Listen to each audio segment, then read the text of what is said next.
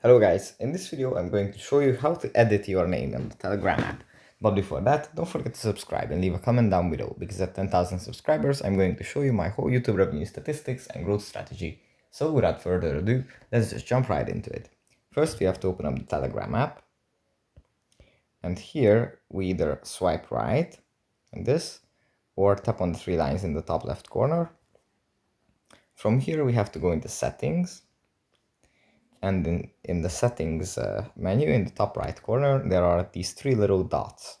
We tap on those, and here we have the option to edit name.